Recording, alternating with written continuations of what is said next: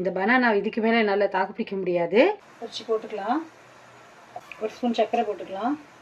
2 ஏலக்காய், துருவின தேங்காய் 1 ஸ்பூன். இதை அரைச்சிக்கலாம் ஃப்ரெண்ட்ஸ். ஒரு ஸ்பூன் கோதுமை மாவு போட்டுக்கலாம். 1 பிஞ்ச் சால்ட் போட்டுக்கலாம். நல்லா கலந்துக்கலாம். அடுப்பில்லா சமையலுக்கு நான் வந்து நட்ஸ் எல்லாம் வந்து பொடி பண்ணி வச்சுருந்தேன். அந்த பொடி கொஞ்சம் போட்டுக்கலாம்.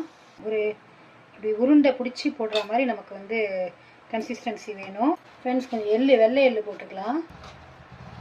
ஒரு கிண்ணத்தில் மைதா மாவு 2 ஸ்பூன் போட்டுக்கலாம். தண்ணி விட்டு கரைச்சிக்கலாம். உப்பு போட்டுக்கலாம்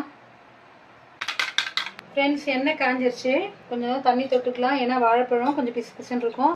நல்லா உருட்டை வருது. தண்ணி தொட்டு மைதா மாவில் இப்படி போட்டுண்டு டக்குன்னு எடுத்து காஞ்ச எண்ணெயில் இப்படி விட்டுடலாம். சூப்பராக ரெடி ஆகிடுச்சு. மேலே கிறிஸ்பியாக இருக்கும், உள்ளே வந்து நல்லா சாஃப்டாக பனானாவோட அந்த ஸ்வீட்னஸோட சூப்பரான பனானா போண்டா ரெடி.